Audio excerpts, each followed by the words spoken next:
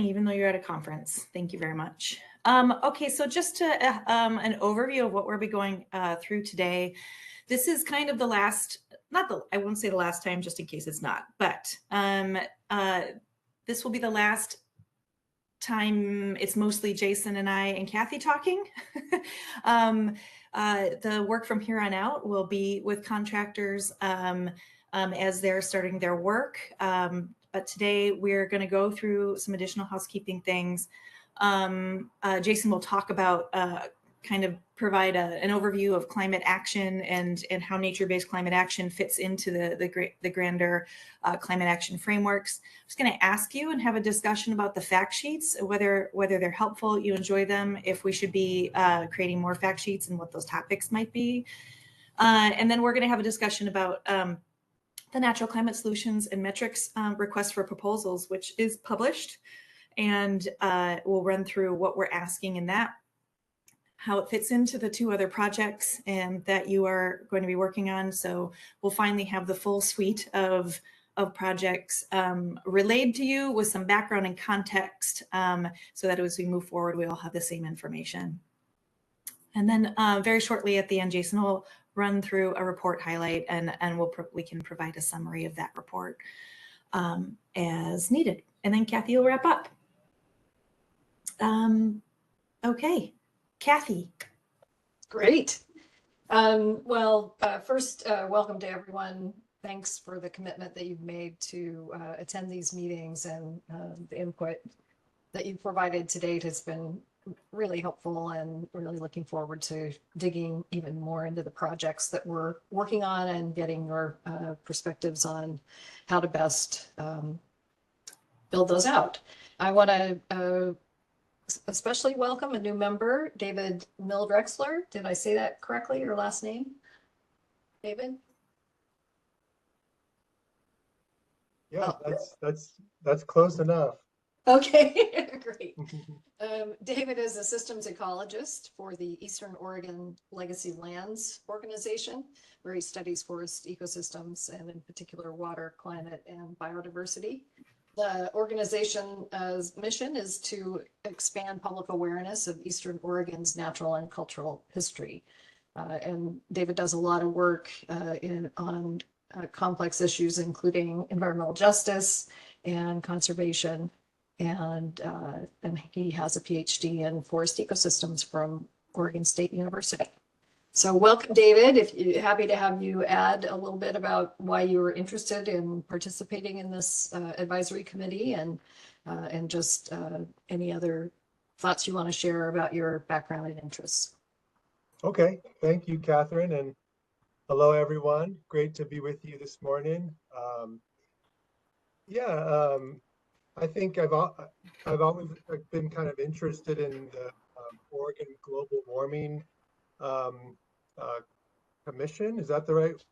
We are now called the Oregon Climate Action Commission. Oregon Climate Action Commission. I think that just kind of goes back to at University of Montana. I worked in a climate science research group with an advisor named Steve Running, who was very, very active in community. And I always thought that was interesting. He told me that he always viewed the last stage of his the fulfillment of his NASA grants as going to the public and speaking to the public. I thought that was a unique thing for him. So I've always been interested in scientific communication since then, and how to communicate the research. My research has really been in, I kind of describe it as vegetation climate interactions, which is sometimes the most simple way I can say it to people, and it gets them to understand that I'm thinking about the interplay between vegetation and climate a lot in my research. And a lot of times I think people think about the climate system and the biosphere or the ecology of the planet as kind of separate boxes, and I try to help people understand that they're actually very integrated, and that's why I'm interested in this work, because it seems to be very much focused on that interaction between the ecosystems and the climate system, and how they're feeding back and helping support one another. So it seems like a really interesting time to join this with this upcoming projects. The last thing I'll say about myself is just that, you know, I live here in very rural Eastern Oregon. I get to work with people on the ground that manage the land, whether it's national forests or private timber grounds or grasslands or rangelands. And I love being out with the people that are just managing so much of the land. And my family lives here in Enterprise. My office is in Joseph. I can look out the door here and see the Main Street, a stone's throw away. And it's Chief Joseph Day's weekend, so we have the junior parade today. So yeah, it's a neat town to get to see what rural America is like today, in a place that's, you know, really trying to stay true to its roots and its indigenous heritage, and exploring all of these complex topics, and also the tourism industry and the resource land industry, and really trying to put all those together in a balanced way. So I really enjoy getting to live and work from here. So I think that's about it. Welcome, David. You do live in one of my favorite counties in the state, and you know, just a lot of great natural resource work has been done in Wallowa County by lots of different folks. So great to have you on board. Also, glad that Steve Running is one of your mentors. He's done some amazing work that I've followed for my career. So welcome. Oh, cool. So we wanted to just do a bit of an icebreaker in the chat and ask a pretty open-ended question. And what has struck you so far about the work we've done together? And this might also be helpful for David as he kind of gets into our work collectively and trying to see some of the perspectives that you guys have. And any and all feedback is welcome. While you're thinking, I'll just offer that was giving an update to the commissioners at the last Climate Action Commission meeting, and kind of let them know that the committee is meeting and you've all started work together, and it just remarked on and how broad the spectrum of knowledge and expertise and experiences, and how fun it is to bring you all together in one space to hear about that. And receive your knowledge, and that everyone is so earnest and really focused on the task at hand. And so I just wanted to relay that to you. If you did not get to listen into the commission, it's a pleasure so far. And yeah, so that's why we kind of thought about this question for today. And for the new people, maybe you're off the hook, Nikita and David.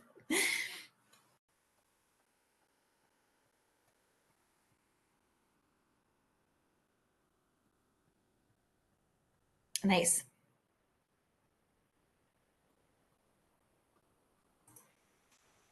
Very good, Megan. Thank you for that feedback.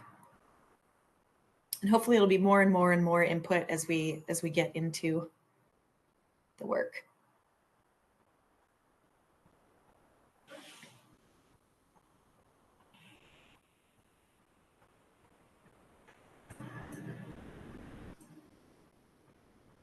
And Liz, I apologize, but I'm having a bit of a hard time watching the comments come in. So having your help kind of pull out ideas that are coming up would be great.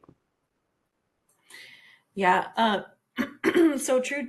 Dean mentions that it's a remarkable set of diverse viewpoints. So it is just a really unique opportunity, and also an opportunity to learn. Aubrey, agree. She loves how open-minded this group is. I absolutely agree. It seems like there is a willingness to go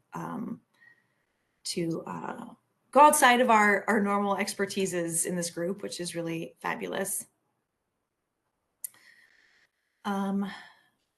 Okay, Ellen, get your focus. Oh, Kathy, you were going to mention that. Ellen brings up the fact that she's very concerned that the fund did not receive funding. So let's hit that. Yeah, I thought I would touch on that next. Okay, great. Yeah. Okay. Yes, Nikita, absolutely working together. We look forward to continue working together too. Ben mentions that the breadth of experience, particularly between agriculture and forestry, how these bring deeply different perspectives.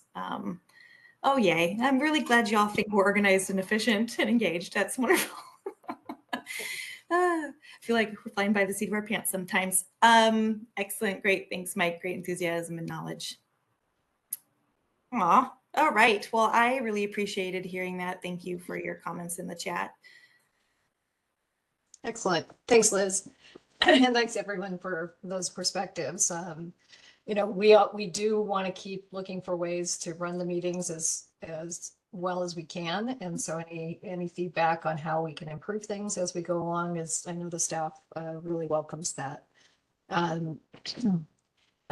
Relative to the question that Ellen asked about the fund, it is true that we had been in the governor's budget for $5 million for the continuation of the Natural and Working Lands Fund.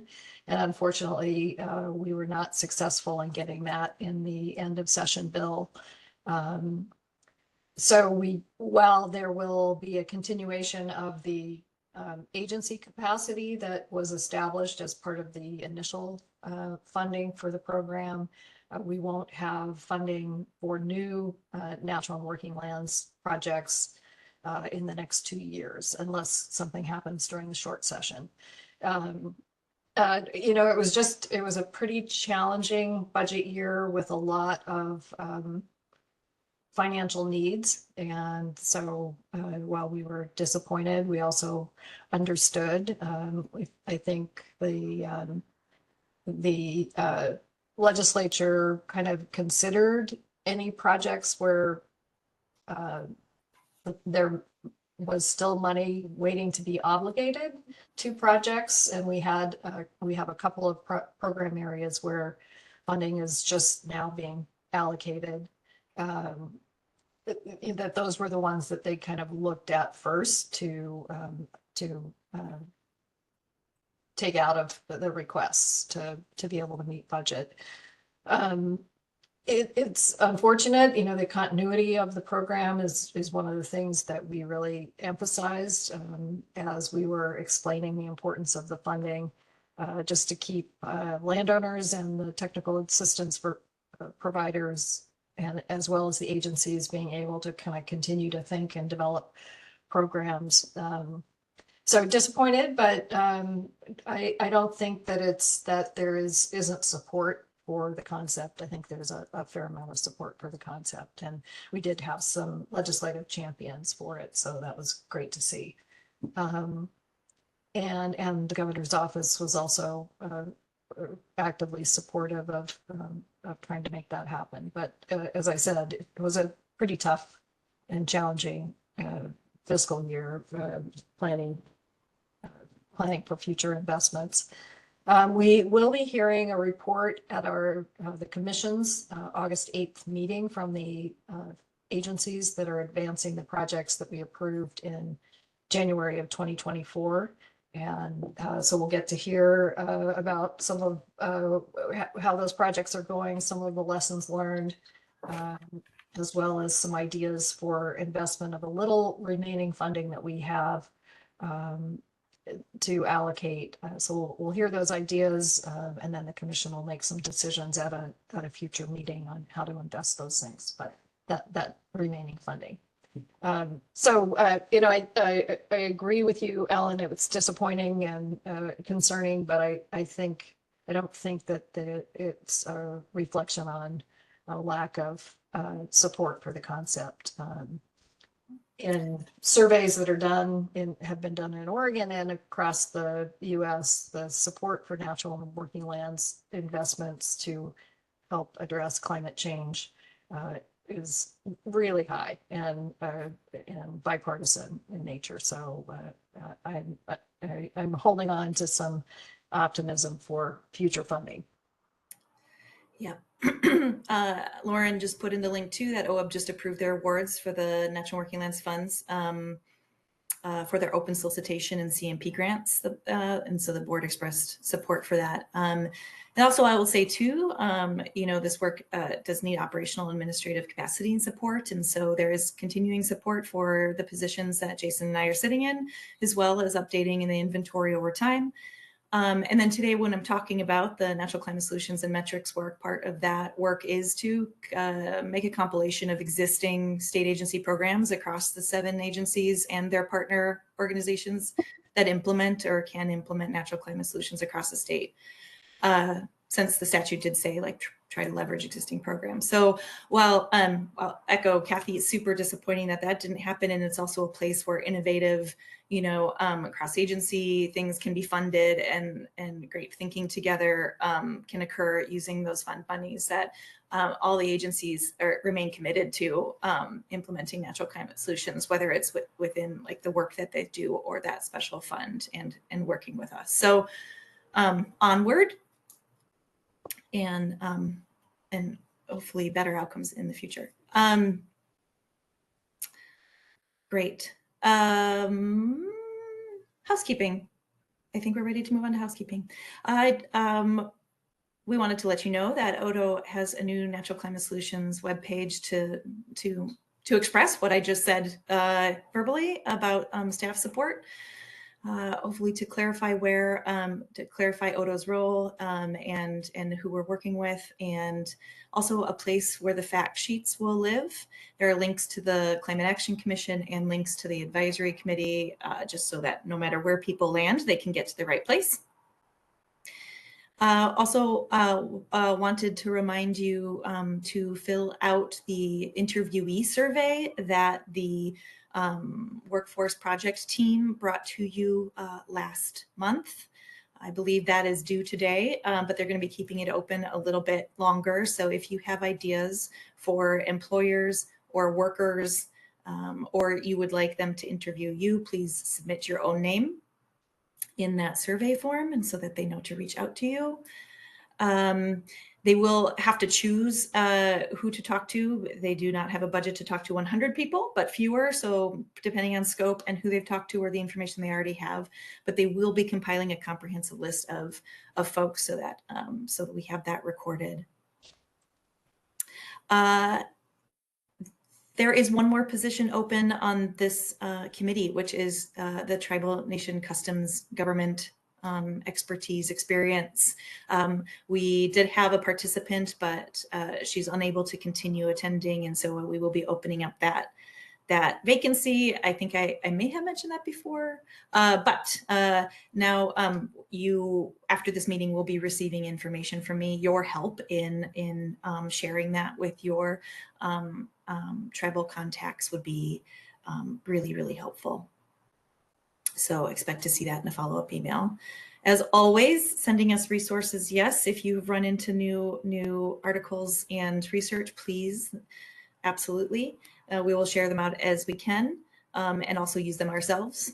And still looking for photos. Thank you, Megan, for hopping on a call with me for 15 minutes to run through ORCAN's photo library. It was really awesome and quite fun. So thank you for that. And we will be using those in the future. Jason also put in the chat the Google Doc. So if you prefer to provide an anonymous comment or we're talking about something else and something occurs to you, that is a very good document to put thoughts in. And we will monitor that document as always. All right, Jason is going to run through the climate action kind of framework. If you feel like you know this information already, just please be patient. We have a couple of new members. We just want to make sure everyone's on the same page. And we realized too, as we were crafting the fact sheets that and talking with agencies, we had our first interagency working group on this month. Meeting this month, and so getting everyone familiar kind of with the framework that we're using and the terms that we will be using to understand one another is helpful. So just a few slides on this. Take it away, Jason. Thank you. Hopefully this is the right version of this because I was working on this a bit this morning, but we'll work through this. Yeah, so we wanted to recognize, and people have already brought this up in the comments here, that this is a pretty diverse group with a lot of different expertise, or a lot of different fields of expertise, rather, a lot of different backgrounds. So we wanted to spend some time clarifying key terms, as well as their relationships and interactions with each other. And so here we wanted to expand on some concepts related specifically to climate action, which is a very broad term, which is usually described or used to describe actions to address either the causes or the symptoms of climate change. And so climate change action or climate action is mainly organized into two different categories. The first is climate adaptation on the left. This is actually the field that I used to work in before I moved into this position. And climate adaptation is to prepare, or our actions to prepare for and adjust to both the current and projected impacts of climate change. And climate mitigation strategies on the right there are actions that limit the magnitude and the rate of climate change by reducing greenhouse gas emissions and or advancing nature-based solutions.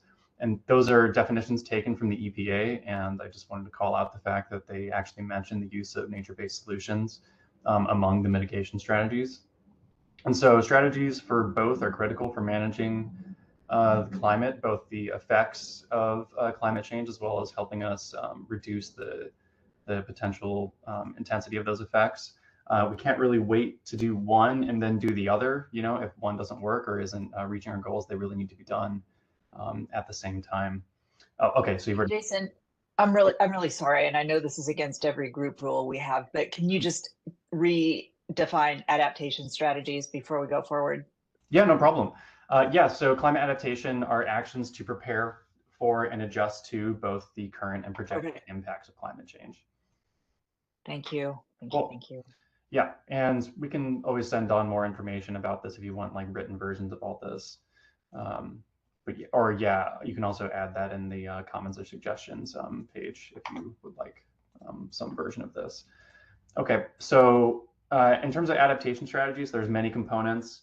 As you can see here, there's traditional infrastructure, so also referred to as gray infrastructure, so like, you know, concrete pipes in order to manage flooding, things like that. Institutional arrangements, behavioral changes, you know, reducing vehicle miles traveled, or, you know, switching to lower consumption rates. But then there's also these nature-based adaptation strategies. And it's really important for us to add this nature-based term as a precursor to when we're talking to folks across different fields and specialties for the work that we're particularly interested in doing. And nature-based adaptation strategies are also often referred to as nature-based solutions. And in this space, we're always going to try to use the term nature-based or the term nature-based solutions. Can you click over, Jen? Great. On the other side, on climate mitigation strategies, we have these two broader categories of emission reduction strategies and carbon removal strategies, and then their components. So mitigation strategies are generally organized, as you can see here. ODO, so the Department of Energy, and the other half of our climate action team, besides Liz and I, are very much focused on emission reduction strategies. Carbon removal strategies, which involve carbon sequestration and storage, can be divided into tech-based strategies and nature-based strategies. Many tech-based or technology-based strategies include geochemical processes in some way, but generally don't earn the label nature-based for some reasons that we kind of go over in our fact sheets. Nature-based carbon removal strategies that focus on removing atmospheric carbon from via vegetation, sediments, and soils are also called natural climate solutions. And so there are a couple of nuances here to address. So the first is that you could think of some natural climate solutions as land-based emission strategies, which is another term that is common in this field. So for example, forest management to avoid catastrophic wildfire is an emission reduction strategy.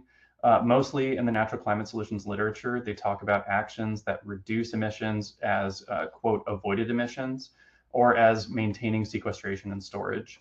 So we've placed all of those sorts of natural climate solutions under the carbon removal strategy category here. And we'll talk about carbon removal strategies a few slides from now as well. So if you have any questions, hold on to those for the moment. Second is while harvested wood products store carbon, and they should be accounted for in the net carbon calculations, and we're including them in our land-based net carbon inventory work.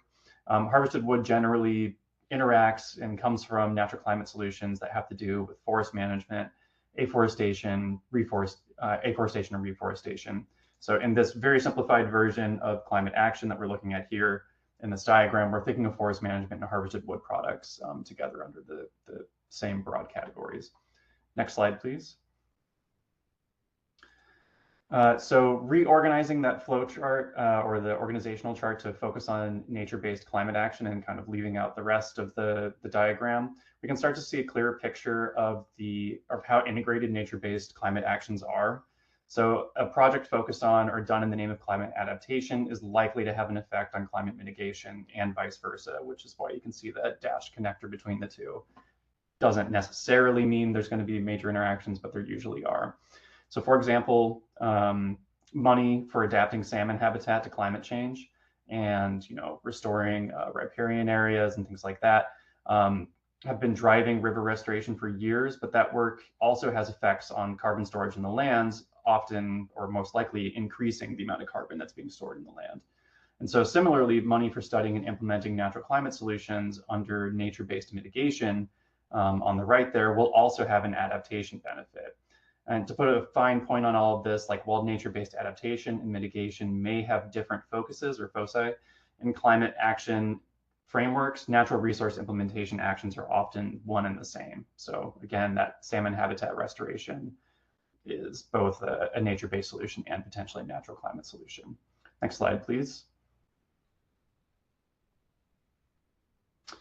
Great, and just bringing it back to some of the terms and diagrams we've already shown you. I come from academia where we kind of break down nature-based solutions, nature-based climate solutions, and natural climate solutions sort of as subsets of one another. Or so natural climate solutions are a subset of nature-based solutions, as you can see here in the avocado diagram, as I referred to it before. Natural climate solutions can be implemented for both adaptation and mitigation purposes. Again, they have to have that carbon benefit, but they also likely have adaptation benefits associated with them as well. Critically, and distinguishing them from nature-based climate solutions, they do not move ecosystems further from their natural state. And in mitigation terms, they are also referred to as a carbon removal strategy. Next slide, please. One back. I think you skipped too many. There we go. Yeah. So recognizing again that you're all coming from very diverse backgrounds, we wanted to clarify that land management agencies, both within and outside the government, private organizations, and various industries use a variety of terms to describe approaches that harness the power of nature to achieve societal and environmental goals. It's important for us to note in our work together that these terms often overlap and that nature-based solutions or natural climate solutions could be considered to be any one of these other commonly used terms that you see here. Best management practices, conservation practices, green infrastructure, natural infrastructure.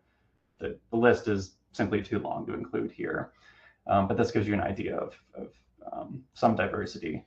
So for example, tidal restoration could be considered a form of ecosystem-based adaptation, ecosystem-based disaster risk reduction, or a natural climate solution if it demonstrates a carbon benefit. So it can get categorized under any number of those things depending on what field you're from or what industry you're working in. Some of these actions could also be considered an improvement of natural infrastructure, and if the land is owned by a farm, it could even be considered an NRCS conservation practice. So during our work together in the advisory committee meetings, we may be referring to one or more of these terms that you're all more familiar with from your work elsewhere as a nature-based solution or natural climate solution. And if you're ever unsure if something qualifies as that, or like you feel like you're mixing your terms, you can definitely ask us and we can provide some clarification. Next slide, please. Kind of tying it into another very broad term, carbon removal strategies, which are forms of climate change mitigation that may have other benefits toward climate adaptation. Can you go back, Jen? Just click back so that we cover the bottom. No, I don't know why it's not animating the one forward. Huh. Okay, there we go. The animation must have been messed up. Sorry about that. So if we just focus on these five carbon removal strategies or more like categories of carbon removal strategies at the top. These are all considered to be natural climate solutions. And so these specific strategies, afforestation, reforestation, agroforestry, forest protection, inland and coastal wetland restoration, soil carbon sequestration, harvested wood products, and biochar, store carbon or sequester and store carbon through biological processes. They store it in vegetation, sediments, and soils. And with the exception of biochar, they are all deployable now. In the case of biochar, depending on the region and depending on who you talk to, it's deployable either now or in the near future. Other carbon removal strategies, if you, I guess, remove the box, I don't know how to explain it, click forward, Jen, or click back, whichever you did to remove, there we go. So these carbon removal strategies, these nature-based or these natural climate solutions are in addition to, or, kind of accompanied by a whole suite of other carbon removal strategies that have different levels of readiness, different processes of carbon capture, either biological or geochemical, and have different storage timescales from decades to centuries to, tens of millennia. And so I'm sorry, I should be clear here. As I was saying earlier, harvested wood products are not necessarily considered a natural climate solution. However, because they are associated with afforestation, reforestation, and all of those things, we sometimes kind of lump them together when we're talking. I'll try to be more clear here in the future. So other carbon removal strategies may either have these different features and these different timescales and readiness, but the time, they're all important. They all need to be considered together. Even though the natural climate solutions ones do not have storage timescales as long as some of these other solutions, they are available now. And considering the need to start drawing down carbon in the near future, that's part of the reason why we're so focused on the natural climate solution work. Carbon drawn down now, or carbon removed now, removes the need to rely so heavily on other carbon removal strategies that may not be as ready or may be more complex or difficult to implement at scale, while providing a host of other adaptation benefits, as we've talked about. So when we're talking about these carbon removal strategies, particularly the top 3, top 4, we're very focused on the carbon removal side of this, but again, the benefits and the agencies that are involved in this work are numerous. And next slide, please. And going all the way back to climate change mitigation and really focusing on the broader function of this natural climate solutions work. We've shown this bathtub diagram before. I guess the new members maybe have not seen it, where we kind of can view the global climate or the carbon pool in the atmosphere and how we're interacting with it, and sort of we can use this analogy of a bathtub, which was done in a National Geographic article back in 2009 that we found very useful when explaining to our partners the sort of work that we're doing. So if you look at this faucet in the broader analogy of the climate bathtub, you can see that fossil fuel emissions are coming out of the faucet here into the tub, and actions that are focused on the faucet or that are targeting the faucet are broadly thinking about reducing emissions. All state agencies may be involved in actions that sort of close the faucet or tighten the faucet. And the benefits from tightening the faucet are generally related to climate adaptation and resilience. The drain side of the analogy is more of what the natural climate solutions work is focused on, which is maintaining or increasing removals. So various land managing agencies, we can sort of think of ourselves as either unclogging or widening the drain or trying to increase flow out of the bathtub. And particularly in the case of natural climate solutions, we're very focused on storing carbon in that 31% area that you can see, which are plants and soils, or as we think of it, as natural working lands. So the groups that are responsible for this are all land managing agencies. There are also there are also adaptation benefits from doing this work.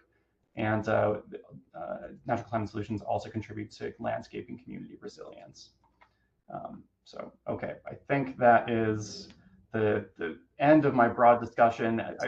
there's so many terms floating out there. There's so many expertises. We just felt like we needed to do something in order to make it clear how all these terms relate, and also to make it clear that this natural climate solutions work is not, the benefits are not exclusive to just drawing down carbon from the atmosphere. We're also providing benefits and working with agencies on projects that they're already doing, and just kind of helping them understand the climate benefits of the work that they're already doing.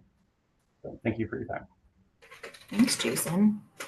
We have plenty of time for discussion and questions and clarifications and or recording questions if we can't answer them. Hey, Jason, I have a quick question for you. Thanks for digging into the terminology, by the way, it's super useful. I'm curious about the distinction between natural climate solutions and nature-based climate solutions in your avocado diagram. I tried to be able to kind of look up the difference online, and I actually referred back to your handy dandy glossary that you all put together. Thank you for that. That's very helpful. But I wasn't able to really differentiate between the two. I've been using them interchangeably, maybe incorrectly so. And I'm just curious if maybe one has to do, is nature-based climate solutions, are those driven by adaptation, and then natural climate solutions, are those driven by mitigation? Is that the distinction? Do I have that? Yeah, no, I thank you for the question. So the easiest thing that I reference whenever I'm trying to distinguish the two is that natural climate solutions don't move ecosystems further from their natural state, but nature-based climate solutions may move things farther from their natural state. So a common one to think about in Oregon is, let's say we let juniper encroach onto grasslands. In some ways, juniper or trees can store a lot of carbon in their woody biomass. And so, you can think of an experimental setup where well, okay, if we replace grassland with a lot of forest or something like that, then maybe we will increase the amount of carbon we're drawing down from the atmosphere.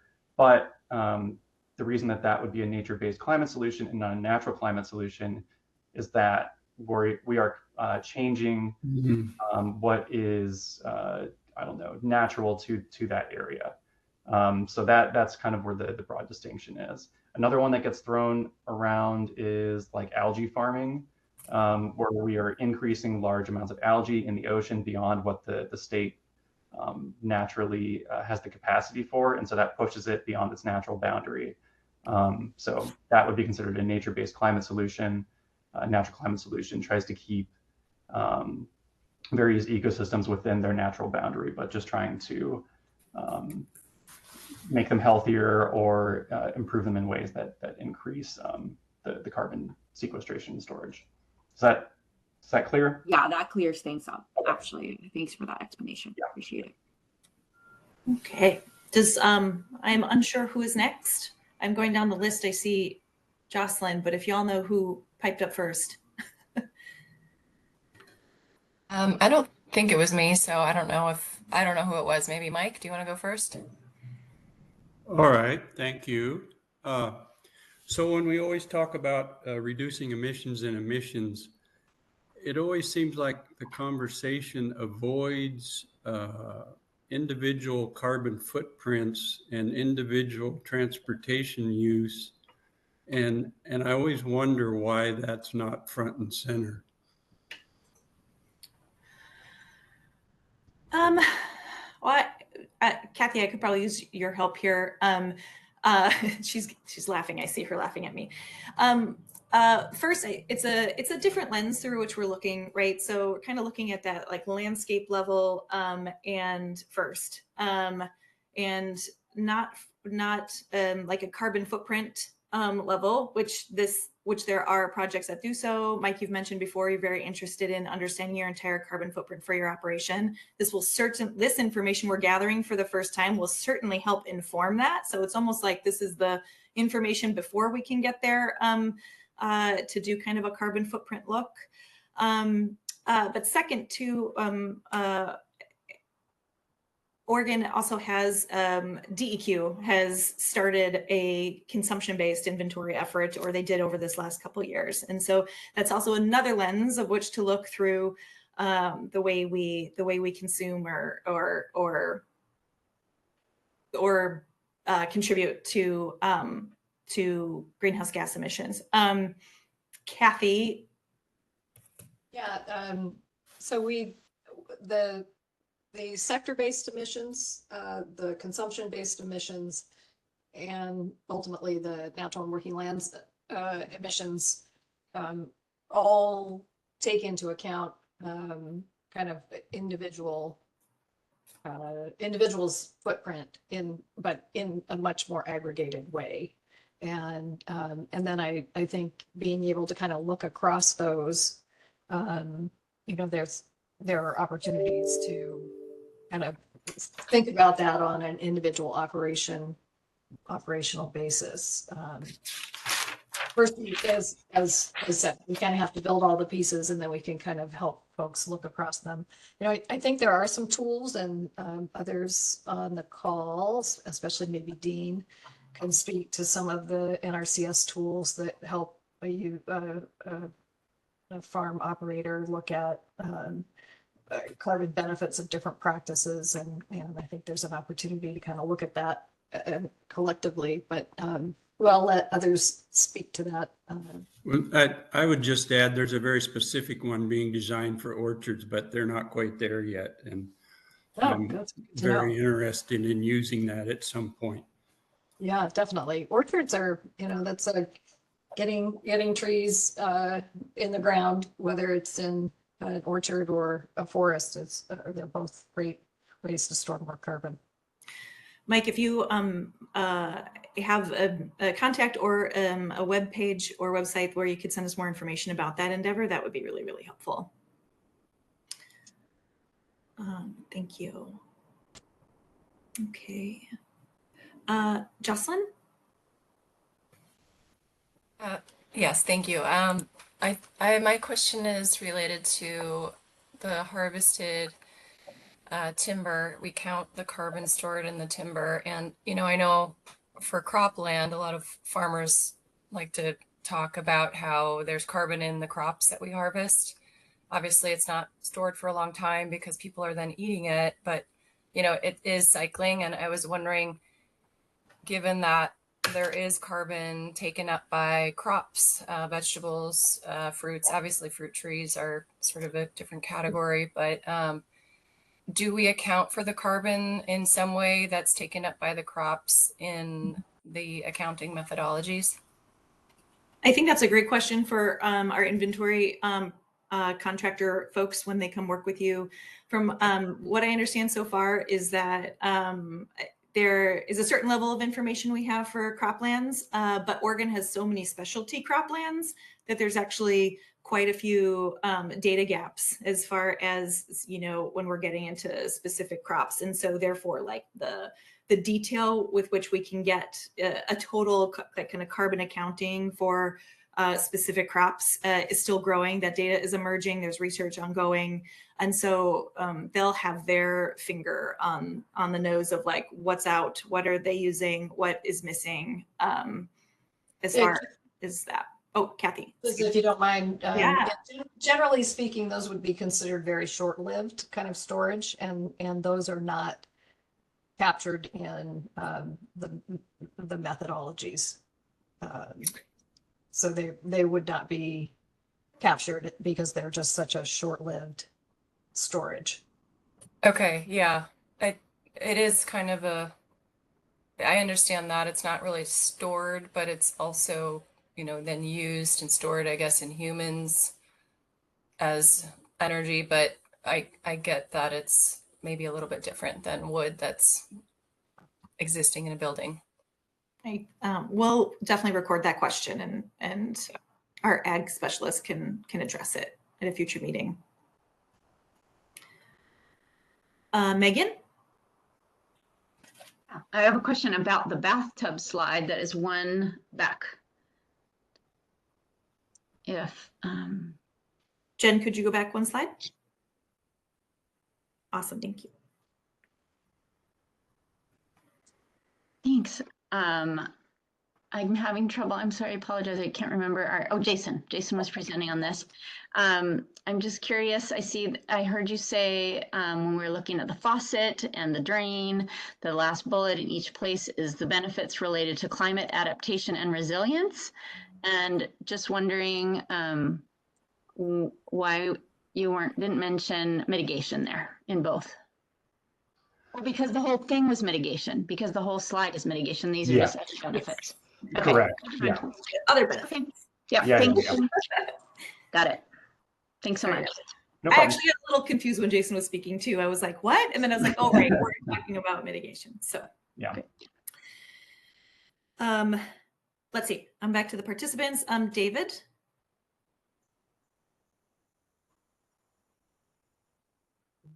Okay, yeah, well, just a quick reflection on the bathtub slide. I also wondered if it would be improved if it showed that those sinks absorbed by plants and soils and absorbed by oceans won't go on forever, because that's a little misleading if we think about we can just continue dumping the same amount of fossil fuels into the system, and and it gives that sense of urgency. But the question I had is really cool presentation, Jason. I really like the detail and everything, and I was just wondering how the group is thinking about the biodiversity component, because there was a lot of folks in the science community are thinking about the joint impacts of actions on biodiversity and climate now, and pointing out if you take action that helps one but harms the other, that could be actually problematic. And I'm thinking about that joint IPCC IPBES 2021 report. How should we think about that in context of the natural climate solutions that you've presented that was really carbon focused?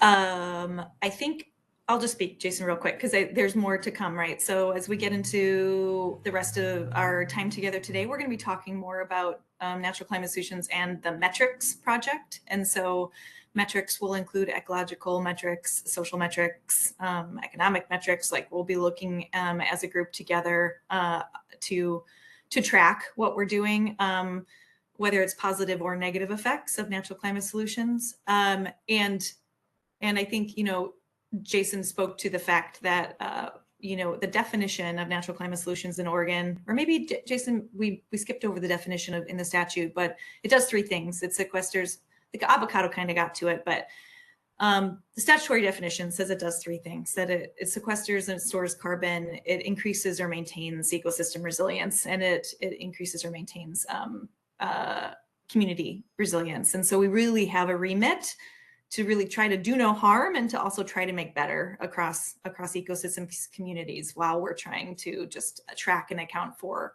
carbon sequestration and storage. And so we really have our eye on that. And this group will help us keep our eye on that too. So Jason, do you have anything to add? I was just going to say, you might mention the principles paper, which I think we've got linked, David, which was put out about a year ago, or sometime in the last year, and it really talks about the principles which speak to that point. Yeah, Jason, if you could look for that. I'm linking it. Yeah. Oh, see, you're on it. That's awesome. Yep. It's Nature Conservancy article, which is very helpful. Takes the time to kind of establish those principles and informed Oregon's policy. Thank you. I'll just add, if my technical position here is research analyst, so my job is to dig into various reports, both white papers, gray papers, etc. So if you have a specific report you'd like to me to put some time into, feel free to link it. I was looking for 2021 reports from IPBES and the IPCC, and may have found it, but if there's a specific one you would like me to think about, please link it in the chat. Great, thank you. Will do. Awesome. Okay. Do I see any more hands? Mike, your hand is up. Yes.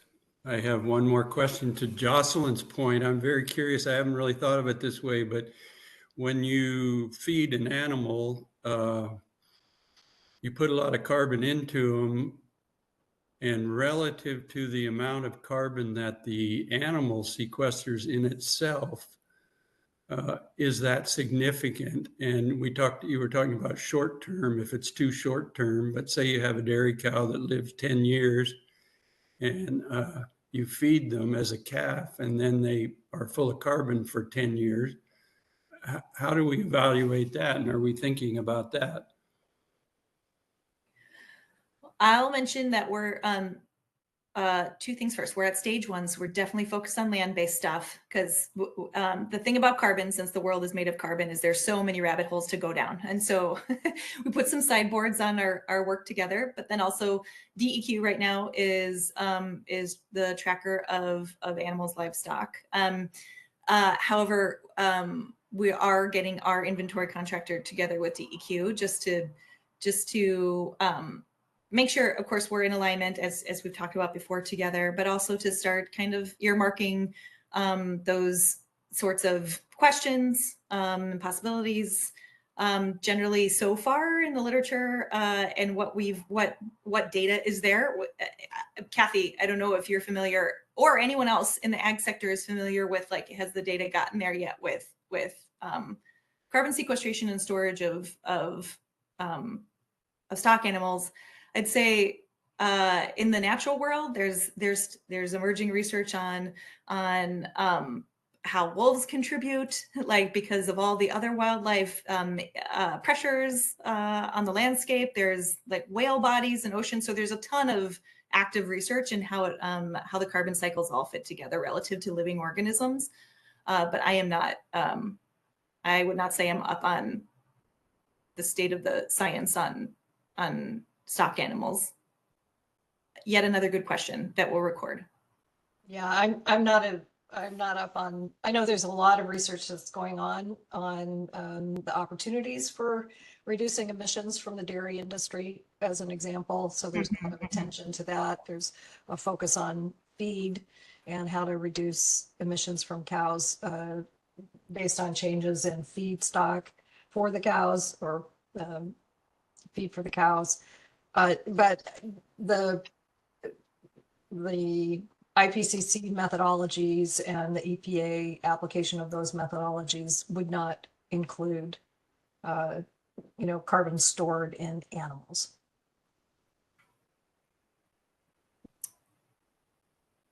Yeah. So good question. Maybe one day we'll be making, net inventories for animals, capture their emissions and their storage, sequestration. Okay, good questions. Aubrey, would you like to speak to your chat? Hey, yeah, I just kind of added in the chat there that there was previously a lot of funding for climate smart commodity grants, and they were trying to find exactly that, like where are the data gaps, particularly in the West, as far as how are our rangelands and working lands, natural lands, and particularly how are livestock playing a role in carbon sequestration. There is some data in the East and Midwest about like regenerative ranching and using cattle as a beneficial land management tool to sequester carbon. But the data is really non-existent completely in the West. And in a previous project that I worked on, we went through, I think, 6 different universities just to try to build that project to answer the question of, how are rangelands and cattle sequestering carbon. And we couldn't make a successful project because there just wasn't even, the data or support there. So I know that there are a lot of people doing this work trying to answer these questions. I added in the chat a couple of the big projects that I know about. Sustainable Northwest Regenerative Ranching Program, Country Natural Beef, those two are creating Grayswell. And Grayswell is a beautiful program that is supposed to be like a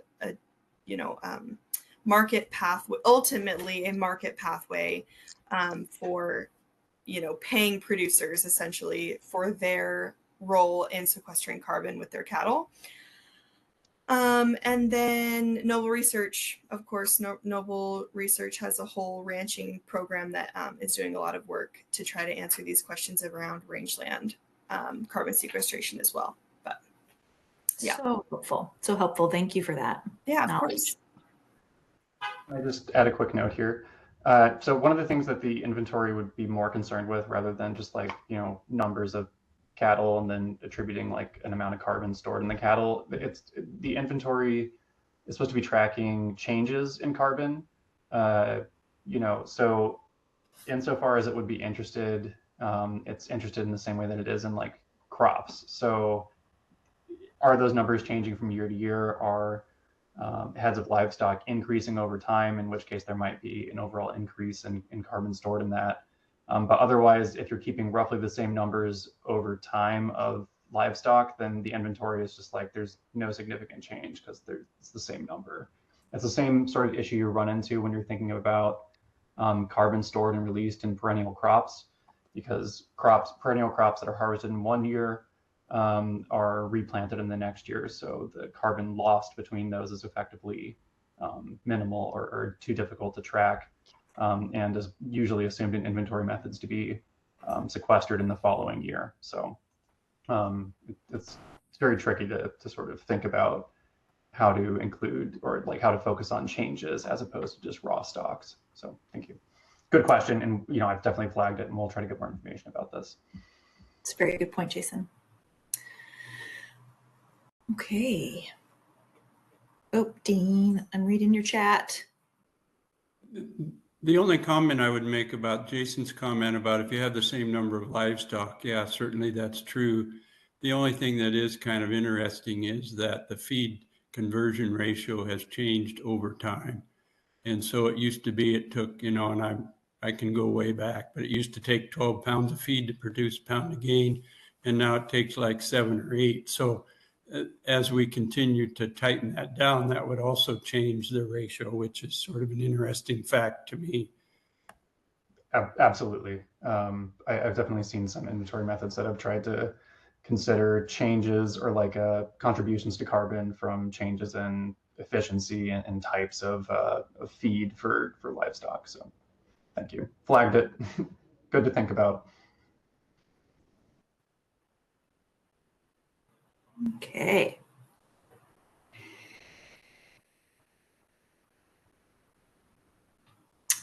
Thanks, Alan, for that chat. Are there any other questions? Okay, I think we're good.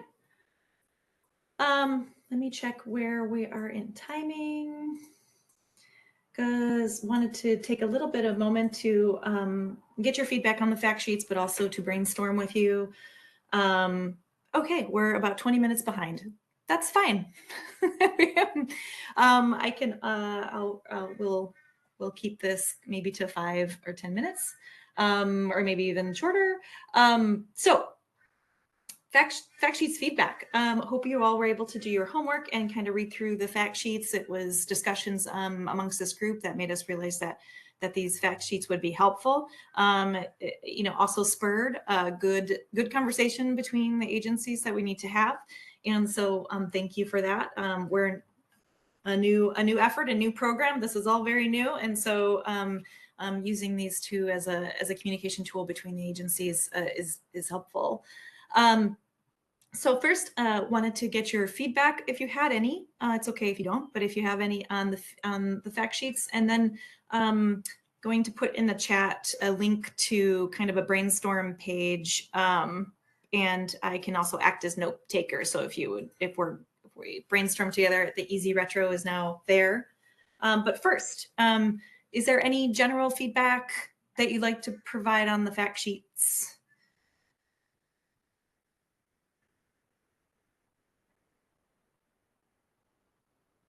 I had some. Got my hand raised. I don't know. If that's Oh, the way to great. do it. Thank you. How come I can't see your hand? That weird. Okay. Hi.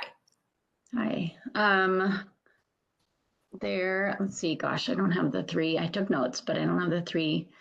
There's one that has the chart that Jason showed, Mm-hmm. and I think it's the second page. And I just wanted to give a little feedback that I think it may be good to have a little explanation or something of the chart. I got to it and I kind of, because I hadn't seen it before in your presentation yet, my Yep. brain kind of short circuited and I was like, what is this? And I had to really carefully read all the little bits and then I kind of got it, but thought it might be nice to have a little bit of some kind of explanation there. Or just even, yeah, why it's there. And then there was a sentence in the first, at the top of the page that said, these actions are natural climate solutions, such as, maybe I'll pause and I'll go pull it up and you can come back to me.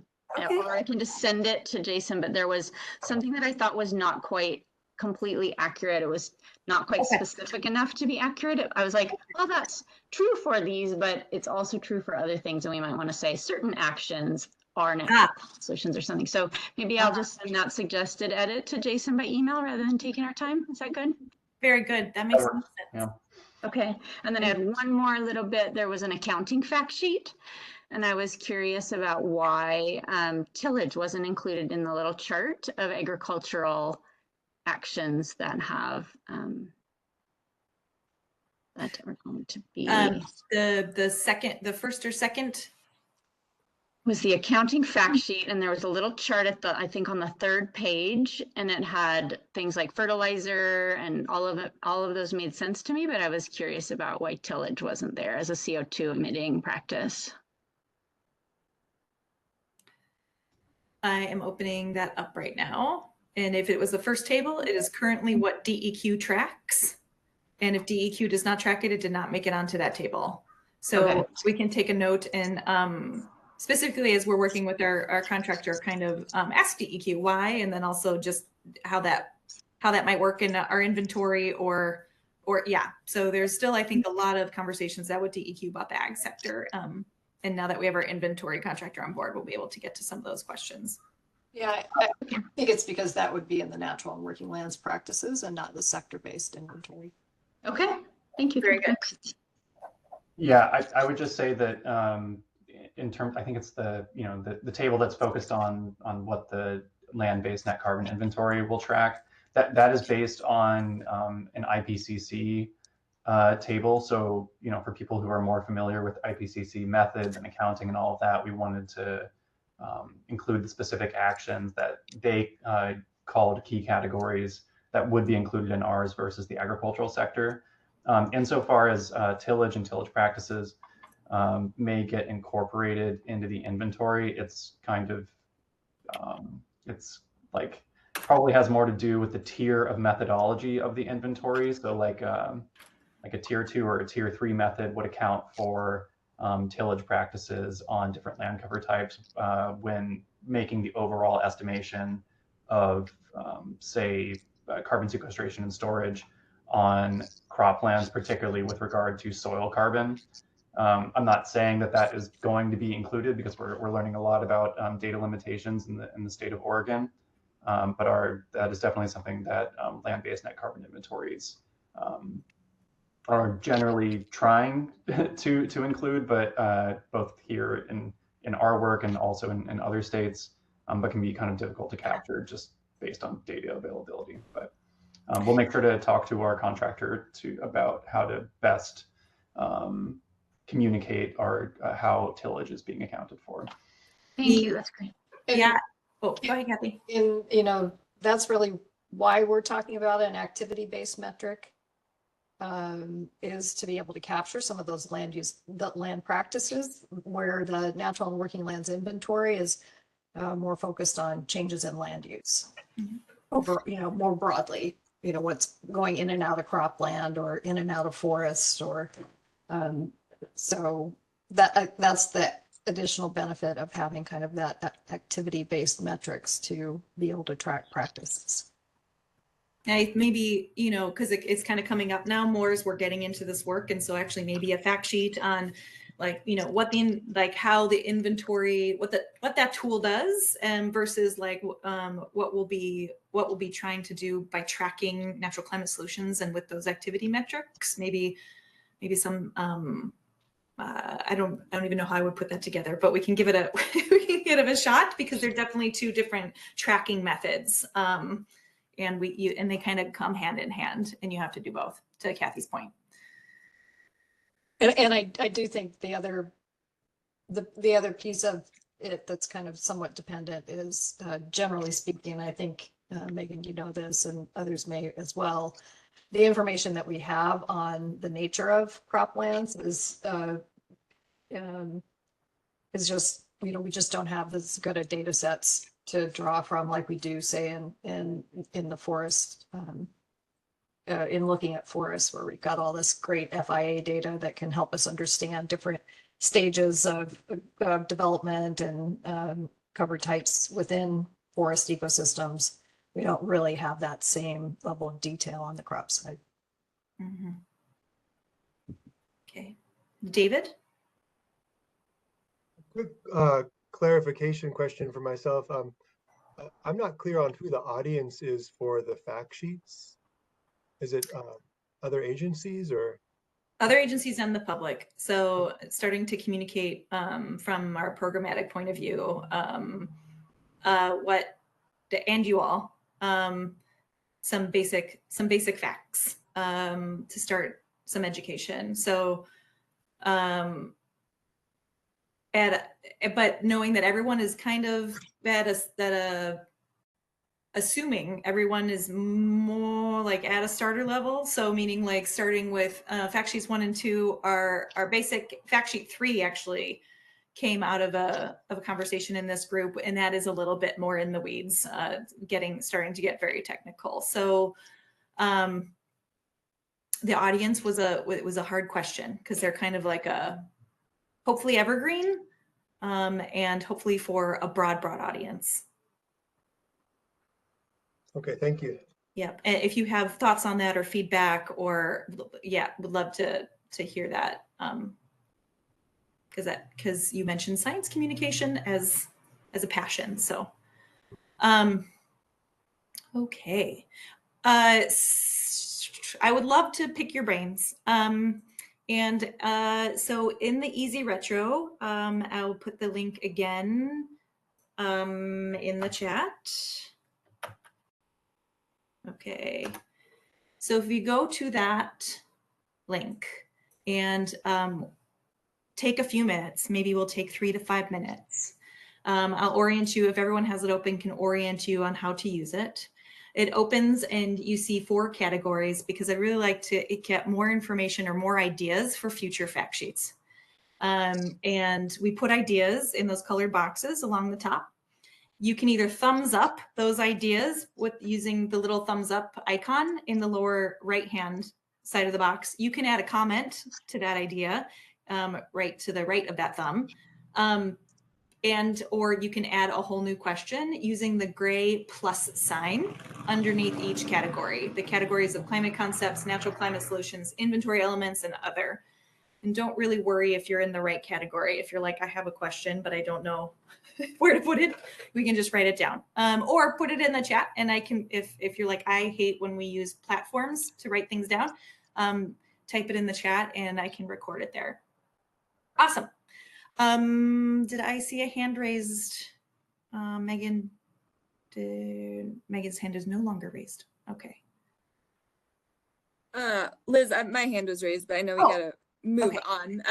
I guess yeah, no worries. I was just gonna maybe second, I think it was David's comment around the audience. I guess I come with a bit more of a policy hat on. So with the fact sheets, educating the public, they still seemed maybe at a higher level or further along the path of understanding what's going on. And then I think what was missing for me, and maybe I know it's more of a fact sheet, not like a convincing per se, but the connection on like co-benefits or like how it touches down in their communities. I didn't really see that, of why folks would maybe care or want to know why Odo is really digging in. So that's just something that kind of stood out to me. But otherwise, it looks I, great.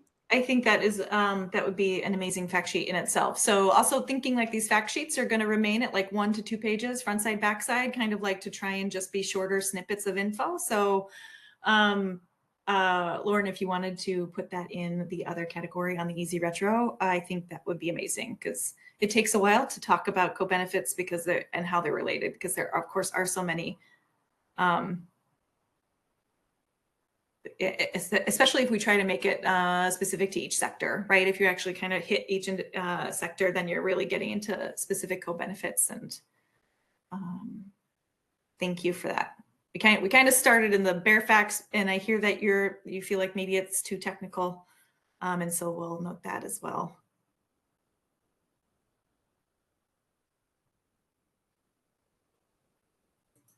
Awesome. So we'll take until about 11:20. And or just put your idea in the chat if you hate the Easy Retro.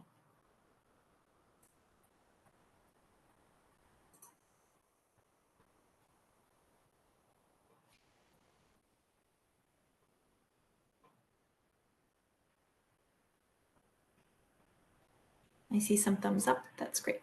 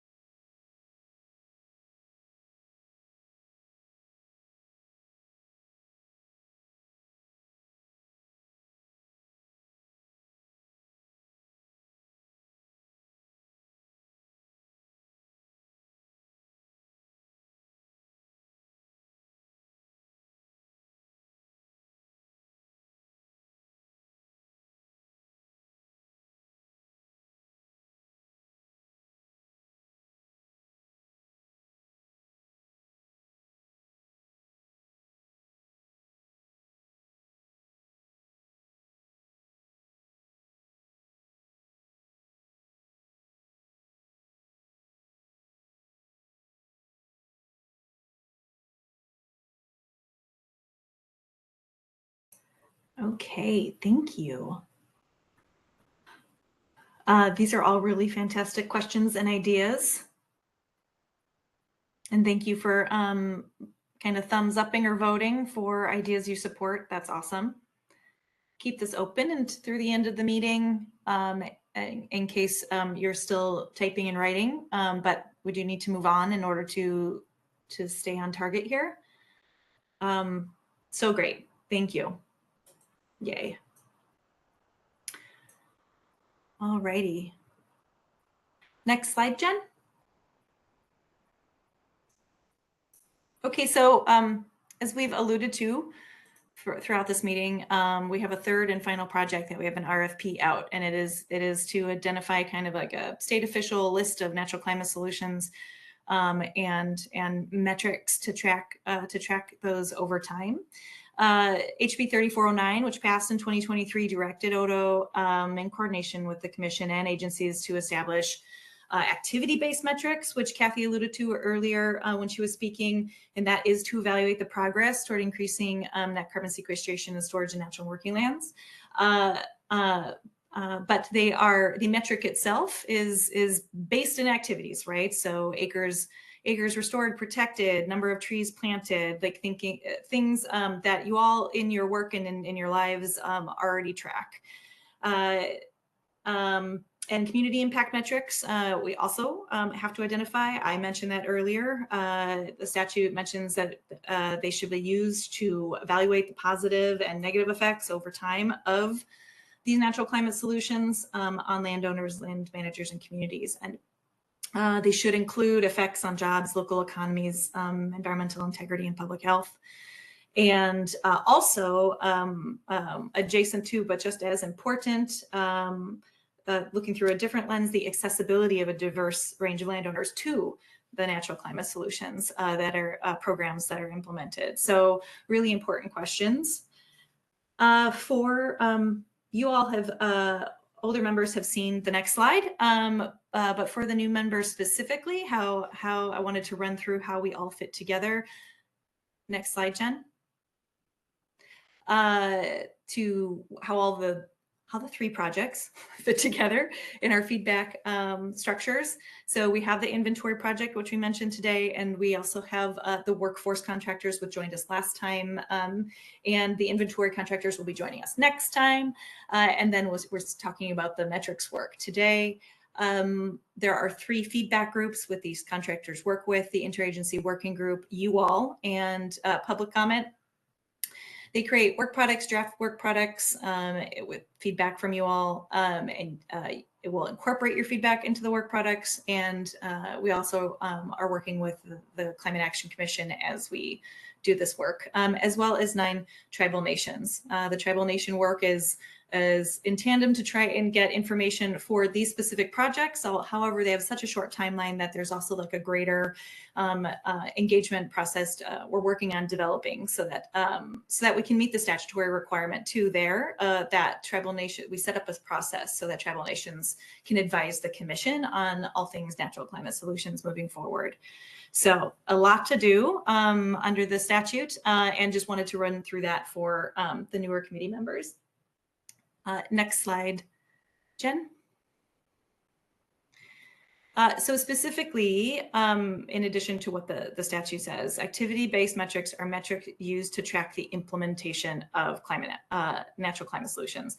So they both track implementation progress, like I just mentioned, acres restored, number of trees planted, and they can be converted to a carbon dioxide equivalent metric through a chosen method or calculation, which is something that the RFP asks the contractor to do. Help us understand the formula or the equation or the method in order to turn what activities we're doing into a carbon dioxide equivalent so that we can understand our progress in increasing sequestration and storage. Kathy mentioned that the inventory is a little bit more high level than that. So the inventory tracks change over time on the landscape. It can only be as strong as our change over time data sets. And so we really need to also track our actual activities to the extent that we can and be able to convert them to a carbon dioxide equivalent so that we can show the progress that's being made that may actually not show up in the inventory yet, based on the strength of our and the resolution of our spatial data sets.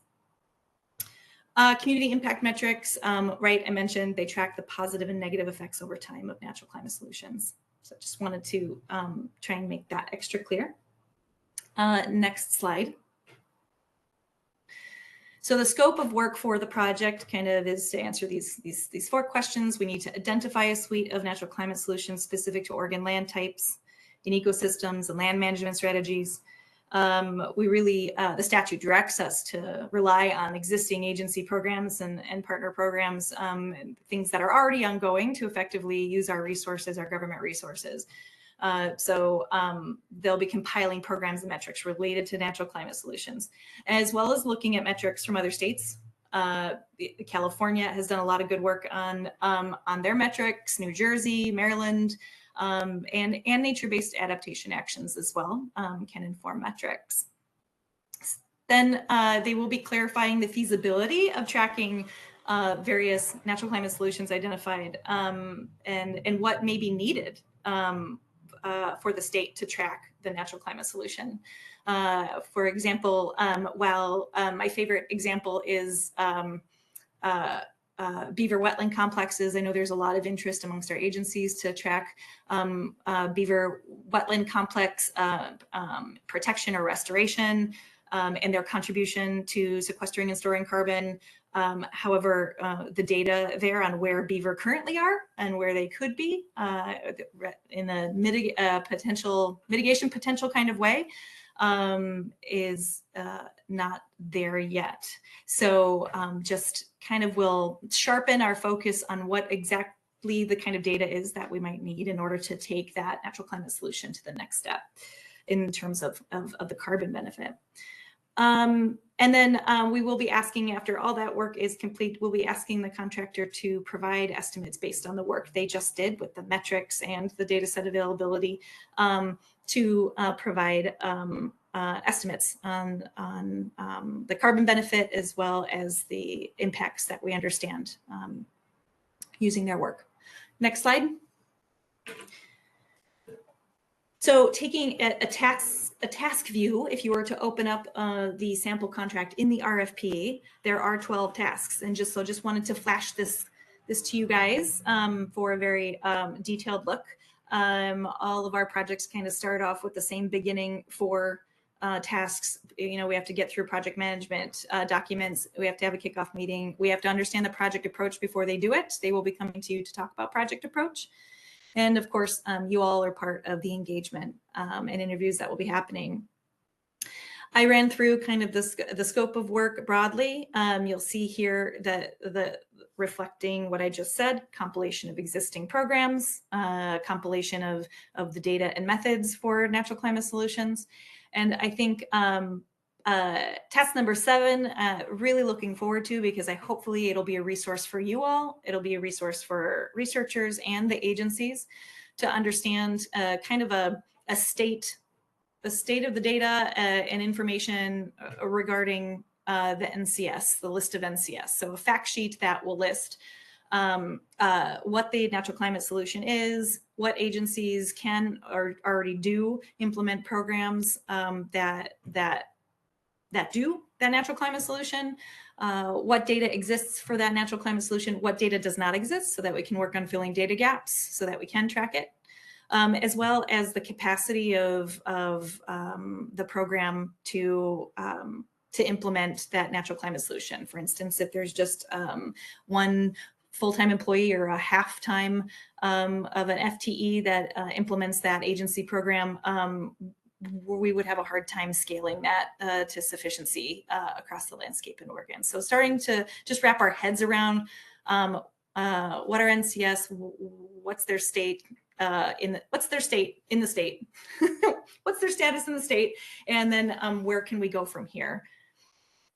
And then finally, their last task beyond the final report is have a goals workshop with the agency, we're bringing together with our other contractors in order to help the staff report that will bring together all the information and all of this work we're doing together to the commission so that they can establish the carbon sequestration and storage goals that they need to establish, the Climate Action Commission, in 2026. Click, Jen. I think I just have some arrows. This is where we're really going to be in the meat of it, and looking to you for discussion and feedback and your input. Next slide. So I just wanted to address the Institute for Natural Resources Natural Climate Solutions list. It was an excellent first generation list. It's based largely on the scientific confidence that the activity sequesters and stores carbon. It did include some actions that we're not considering in this land-based work, like electrification of farms. You know, we're, as we have explained previously in this group, we're sticking to land-based activities. So essentially, we kind of like two lists. You know, one comprehensive list that's kind of agnostic of state of the data, so that we know what is specific to Oregon, with kind of confidence levels. Like, here is an NCS, but our confidence level is low right now just because more of the state of the data. Or here is an NCS and we have high confidence because everything's set, we're ready to go. We're not really looking to exclude a natural climate solution if there's a lack of data. Like that's not what we're trying to do. We're just trying to illuminate where there might be a lack of data for natural climate solutions. So, and then we will need to make a refined list actually based on the data available, so that the state can start in the near term to track things. Again, not to be exclusionary, but just to kind of like, okay, we're starting now on this and we need to do X, Y, and Z to get to here for some others. So hopefully the natural climate solutions that we track will grow over time. Next slide. I think this is my last slide. Yes. So I wanted to kind of just run through, this is a lot on this slide. So I just wanted to run through kind of all of the categories of work that we're doing, the inventory, the activities, the metrics, the workforce study, and kind of helpful outcomes aside from the final reports and the final products that will be coming out from these projects. This is a really big moment and opportunity to organize cross-state agencies in a way that hasn't previously happened. So, you know, working with the natural resource agencies to organize our spatial data is an amazing opportunity and will be really, really great. You know, each agency, as we discovered in the interagency working group meeting last week, each kind of has their own shapefile related to the restoration work they've done, and that's across all the agencies. So how do we bring that together? So some of those, like process and collaboration and coordination initiatives, will be really helpful. And across, you know, specifically using workforce as an example, having a cross-sector view of workforce gaps and needs will be really helpful for the state enterprise, as far as and industry and organizations to work together to understand common gaps. You know, I know that I have heard from agricultural sector, forest and wetland restorationists that you know, heavy equipment operators with the specialized skill sets and or the equipment itself is a limiting factor. And so just understanding those kind of gaps will be a really great start. Okay, so next slide. First, if you have any questions about what I just said, please ask them right now. We have time. And then also we're just gonna, after that, we're gonna break into two groups and kind of discuss amongst ourselves. Jason and I will be note takers in those groups, and want you to think about, when we're in our breakout groups, the following three questions. And of course, please also consider wetland and riparian areas and natural climate solutions for them. They occur across land types and land categories, and they have major adaptation mitigation benefits, and all of you touch wetlands and riparian areas. So First, what natural climate solution comes to mind when you think about agroforest? Those are kind of like the two big broad categories we'll be breaking into. In a community setting, can be any type of community setting that you're familiar with or have experience in or knowledge about. What is most important to you when you're thinking about the positive or negative effects of natural climate solutions on the community? Are you most focused on jobs or productivity or days spent outdoors or access to nature? And then when you're thinking about what's the most important to you, what might be a good measure for that? Or what kind of data exists that could be a surrogate if you know that it's not directly measured already? Contractors hired, machinery purchased, distance to green spaces, graduates from a training program. So just kind of a brainstorm from the experience and knowledge that you all have. And we'll be taking some notes. So first, are there questions about what I presented to you? Hey, Liz.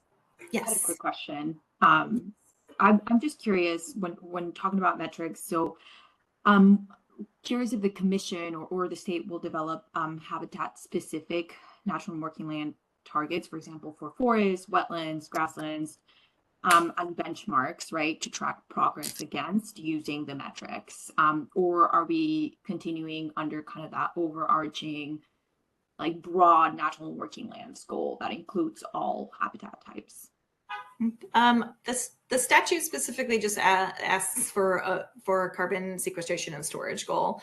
How the commission would like to address that goal or goals in an activity-based kind of way or a carbon sequestration and storage kind of way is, I think, probably part of the discussion that will take place. Kathy, do you have any insights? No, I think that was a good way to characterize it. Ideally, we would look at more specific goals that could be focused on in different ecosystems or different natural and working lands. But we may decide that we don't have quite enough information to do that yet, or we might be able to do it, as Liz said, for some activities, but maybe others we need to put more thought into. So I think the more detail, the better. It always helps you advance policies and programs that can help support practice adoption. But we may decide that there's some things that we can do that with, and others that might be premature. Having noted the process other states go through for actually selecting those kind of targets or benchmarks, it's quite the process. And so it may very well be that the commission recommends a kind of a phase 2, like, okay, we have this information, this is great, and there's a lot more effort that we need to do. So everything I think is open for discussion. Dean?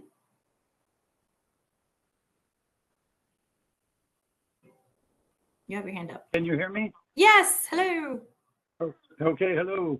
So excited to hear about this RFP, and I was looking at the task list, and this might be something that pertains to what you just mentioned as far as phase 2, but since I'm assuming that the data collected are going to be, at least in part, maybe largely remote sensing kinds of things, and maybe relying on models and so forth, there's not a task in there for ground truthing or making sure that the metrics that are collected are really real. So something to keep in mind for maybe, I mean, not that you can change the RFP now, but for maybe the phase 2 of this. And or in the project approach, like how they'll deal with that, either current limitation or how they might address it, right? Okay, yeah. Great, thank you. Okay, thanks. Excellent feedback. Okay, any other questions before we get into our breakouts? David. A quick one on, when I just read that first question, and I think about in context of Oregon, our land use laws come to mind for me that protect ag and forest and conversion from rural to suburban to urban, all the way up and down that chain. Should we be thinking about that? Should we be thinking about the land use laws that keep these lands as they are and the potential for those laws to change in the future? Or do we consider that kind of static from where it is now? We're definitely keeping in mind Oregon's land use system.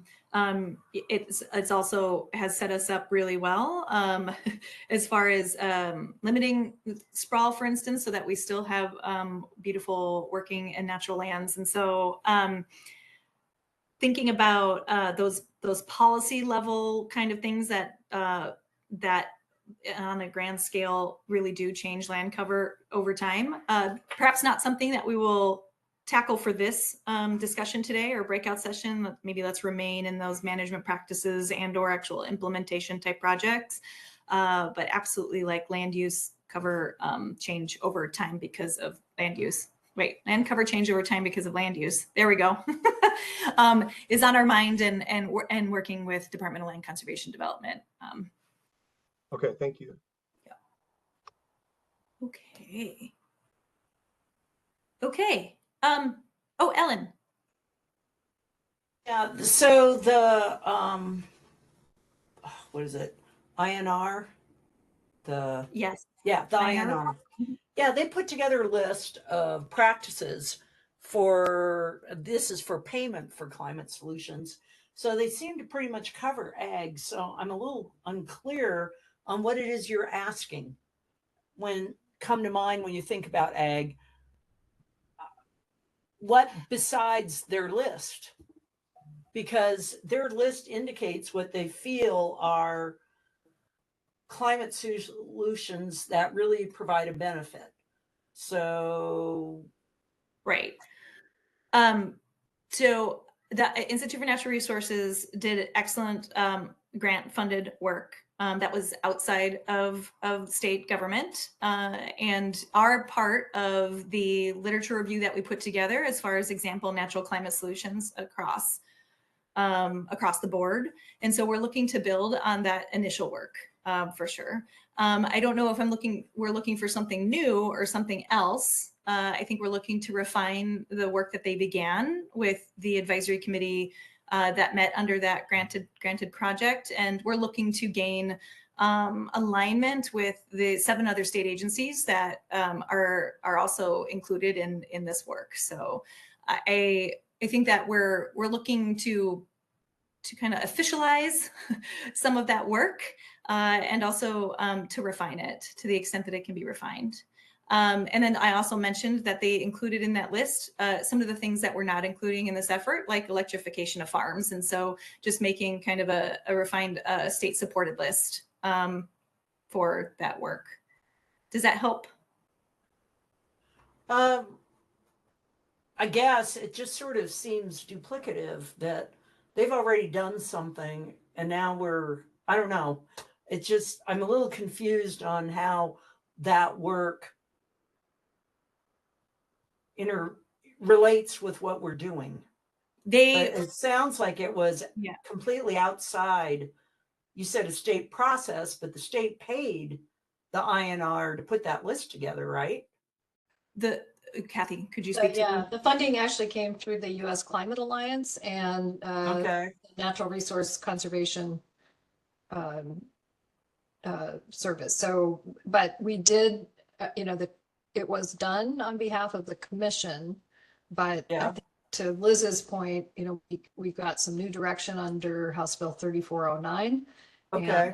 And, to me, it's a great jumping off point. It's a great foundation, and we shouldn't spend too much time reinventing that. You just need to kind of take a look and, as Liz said, refine it and consider it.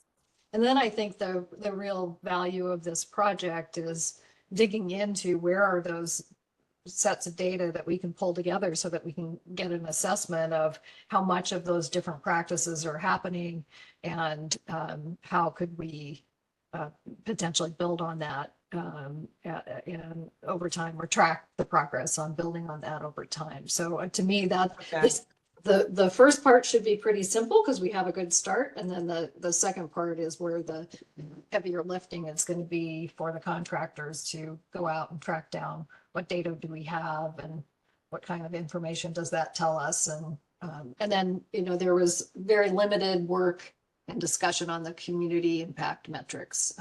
You know, a very long list, but not as much kind of real hard thinking about that. Okay. How that might be, how we might be able to do something like that, you know, across agencies.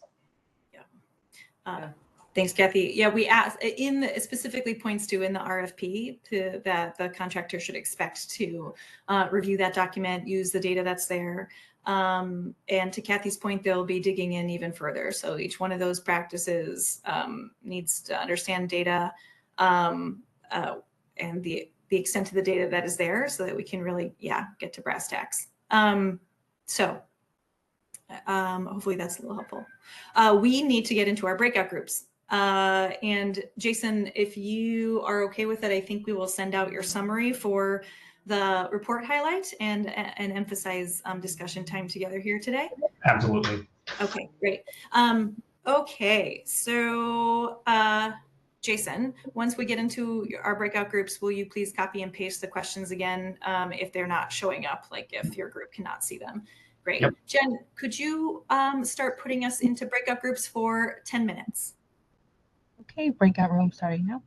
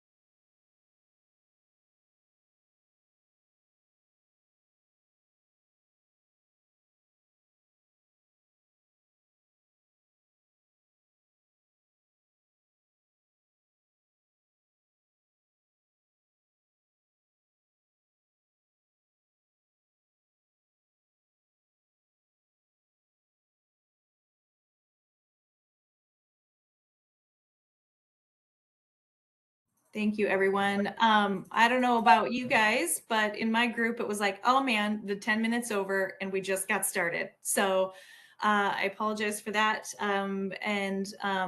Candid feedback too, that more time for talking, less time presenting. We will endeavor to do that. I think we're actually all there as far as the information that we really wanted to impart to you anyway. As new members come on, we'll be working to onboard them outside of advisory committee time. So that was a great recommendation in my group. Thank you. Troubleshooting that we were not finished with our work together. I think that it will, if you all are open to it, send out a follow-up email with instructions and clarify kind of what we're looking for. Make sure I link the list of natural climate solutions that we incorporated INR's list in, so you can have that at the ready and kind of look at that, and also give you more, and also link in that INR report the ideas for the metrics that they came up with to start you off.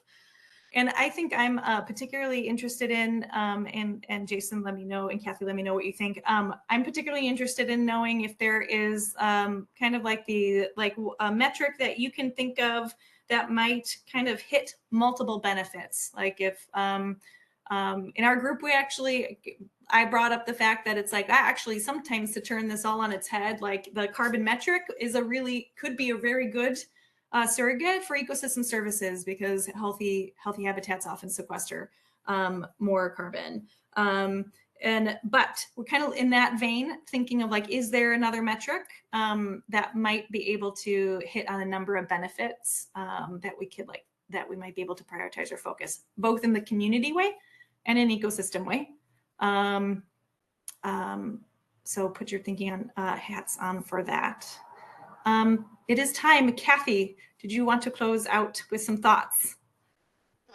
Given that we are at time, I'll just say thank you all again for your time and good thoughts. A lot of, I think, good information that we were able to gather today relative to today's conversation, but just continues to build that foundation of information that we need as we tackle the deliverables that we have on natural and working lands and make more progress on natural climate solutions. So thank you. Thank you, everyone. Have a good lunch and a good weekend. Thank you all. Thank you.